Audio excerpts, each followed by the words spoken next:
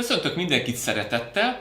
Ebben a videóban arról fogok beszélni, hogy hogyan tudják az embereket átverni már létező fotók, illetve videók átkeretezésével, illetve meghamisításával. Nézzünk konkrét példákat erről a nemzetközi sajtóban. Egy nagyon-nagyon-nagyon aranyos hír arról szól, hogy ez egy buszmegálló Kanadában, és hogy Kanada milyen nagyszerű ország Kanada, és hogy ott még a buszmegállóban is hintáznak az emberek. De ez tipikusan az az álhír, ami azt mondja, amit hallani szeretnénk, hogy valaki, egy ország jó, egy ember jó, akkor még szebb dolgokat mondunk róla, és akkor ezt el fogjuk hinni kritika nélkül. Ez egyébként a valóságban egy kanadai designerek által készített köztéri installáció volt Montrealban. A következő ilyen, amikor létező fotót photoshopolnak és átalakítanak. A nemzetközi közösségi média oldalakon nagy hír volt ez, hogy ugye a trükkös magyar rendőrök a muszlim migránsokat úgy tartják távol a határtól, hogy sertést vittek oda, ugye a muszlimok által tisztátalannak tartott állatot, és akkor attól elmenekültek. Eredetileg pedig a fotó a Fülöp-szigeteken készült egy tájfun után. Legyünk nagyon-nagyon óvatosak, amikor ilyen szuperszenzációs, meghökkentő, vicces sztorikkal találkozunk, mert meglepetések érhetnek minket. Ugyanez a kategória, ami arról szól, hogy lám 112 év után ismét havazott Egyiptomban a piramisok környékén. Nagyon érdekes, hogy egyetlen egy megbízható mainstream médium nem számolt be róla. Hogyha valóban ez történt volna, akkor attól a nemzetközi sajtó már harsogott volna. Egyébként ez volt az eredeti fotó, és akkor ezt színezték át. A hamisítás egy másik kategóriája, ami arról szól, hogy lám a 70-es években még a jégkorszak miatt aggódtak a tudósok, és akkor lám a 2000-es években pedig már a felmelegedés miatt. Na, ez nagyon szépen, meg nagyon jól hangzik, a valóságban pedig ez nem igaz, tehát ez volt a Time eredeti címlapja, és nem 1977-ben jelent meg, hanem 2007-ben. Tehát ebből a 2007-es Time magazin címlapból csináltak egy ilyet. Tehát ez tökéletesen alkalmas arra, hogy ők bizonyítják az igazukat, hogy lám a tudósok micsoda butaságokat beszélnek, össze-vissza beszélnek. Tehát amikor valami ilyet szeretnének bizonyítani, és egy kicsit gúnyolódnak, vagy akár vicces hangnemben történik ez, akkor mindig legyünk nagyon-nagyon óvatosak. Hogy lám.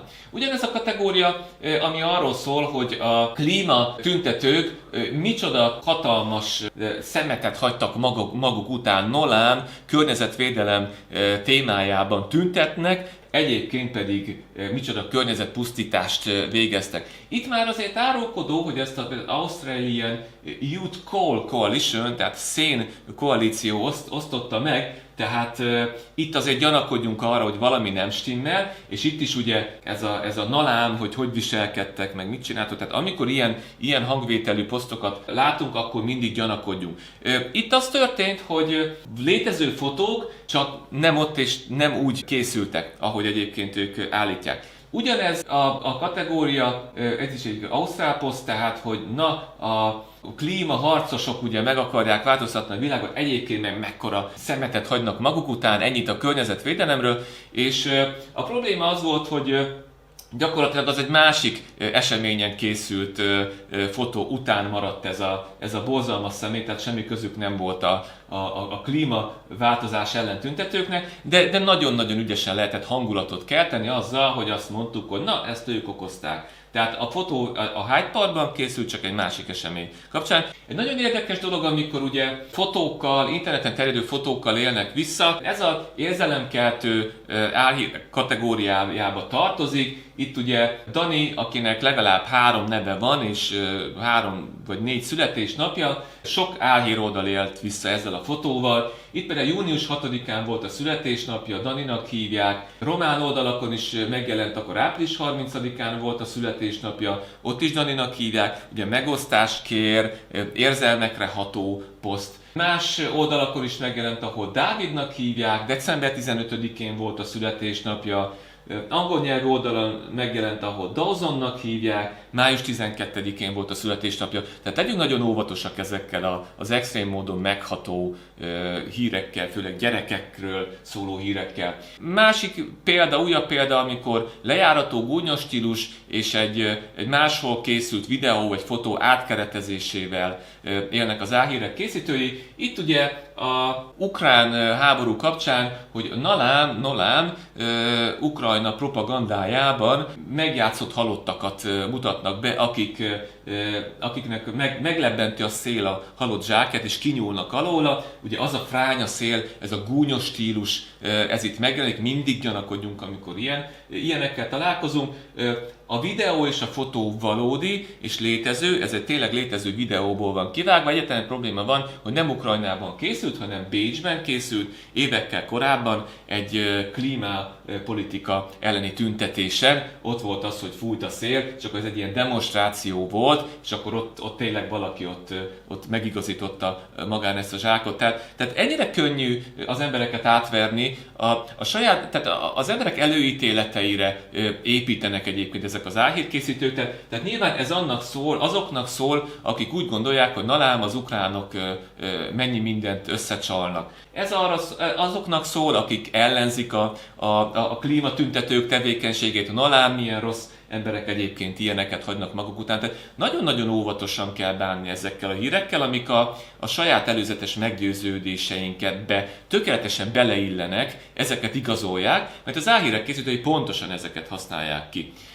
Hasonló kategória, amikor arról szóltak a hírek, hogy lám a bátor ukrán kislány hogy szembeszáll a megszálló orosz katonával, több sebből vérzik, valóban létező felvételről van szó, csak hogy nem Ukrajnában készült, hanem Izraelben. Ez volt az eredeti fotó, egy palesztin kislány száll szembe egy izraeli katonával. Egyébként több dolog gyanús lehet, például ez a sivatagi, napsütötte táj nem annyira emlékeztet ugye a februári ukrajnai vidékekre. Aki a katonai egyenruhában járatos, az például láthatja, hogy valószínűleg nem orosz katonáról van szó. Tehát legyünk nagyon-nagyon óvatosak, mert nagyon könnyen át lehet verni az embereket ilyen létező videók, képek teljesen más szituációban történő feltüntetésével. Ugyanez a példa orosz-ukrán háború kapcsán, hogy a hős ukrán farmerek az orosz bombázások ellenére aratnak és próbálják megmenteni azt,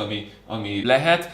Gyakorlatban ez pedig az Egyesült Államokban, Michigan államban készült. Egy gabonatűz történt valóban, és annak próbálják még gyorsan itt mérsékelni a hatását és valamit learatni, tehát nem Ukrajnában készült.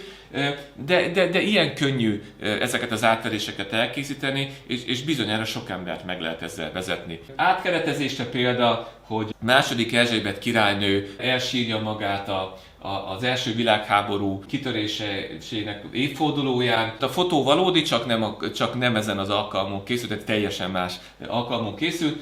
Itt egyébként, ha más nem, akkor ez a nagybetű indokolatlan használata, ez elárulja, hogy álhírről van szó. Az ember rákeres a fotóra, akkor megtalálja, hogy milyen eseményen készült valójában. A végére pedig egy ilyen vicces példát hoztam, ez a poszt mutatja azt, hogy óvatosnak kell lenni azzal, amit a közösségi médiában látunk. Tehát a poszt szerint itt egy bolygót látunk csillagászati távcsőben, valójában pedig egy kolbász szelet közelről lefotózza. Tehát, hogy óvatosan mindenféle szenzációs fotó valami elénk kerül az interneten. Mik a gyanús jelek ilyenkor, hogyha valami túlságosan szép, túlságosan megható, túlságosan hihetetlen, akkor legyünk nagyon-nagyon óvatosak. Amikor túlságosan felháborít minket valami, hogy nolám, mit csináltak ezek a klímaellenes tüntetők, akkor mindig legyünk gyanakvóak, mert ott valószínűleg azt mondják, amit hallani akarunk, tehát a mi előzetes meggyőződéseinkre alapozva vernek minket át. Tehát csak óvatosan. Ami túlságosan szenzációs, túlságosan vicces, olyankor szintén gyanakodnunk kell. Amikor valami pontosan azt mondja, amit hallani akarunk, akkor is legyünk nagyon óvatosak. Tehát előzetes várakozásainkba valami tökéletesen beleillik, az mindig gyanús. A valóság, ez egy nagyon érdekes, a valóság az általában nem olyan érdekes, mint az álhírek világa, az álhírek azt találnak ki, amit csak akarnak. A valóság sokszor kicsit szürkébb, nem annyira fekete-fehér. Amikor gúnyos stílus látunk, valakit, valamilyen eszmét, bárkit, bármit nevetségessé tévő stílusban kommunikál valaki, legyünk nagyon óvatosak és gyanakvóak. Amikor megosztásokat kér a poszt, akkor az egy nagyon visszatérő jele az álhíreknek. Amikor hihetetlen sztorit látunk, de valahogy megbízható hírforrások nem közlik, csak közösségi média oldalak, akkor mindig szintén gyanakodjunk. Hivatalos források nem közlik a hírt, akkor szintén. Egy jó tanács, képkereső segítségével érdemes rákeresni ezekre a képekre, és meglepetések érhetik ilyenkor az ember. Mindig több forrásból kell tájékozódni, megbízható forrásokból, hivatalos forrásokból megnézni, hogy más helyen mit írnak róla, ez mindig nagyon sokat szokott segíteni.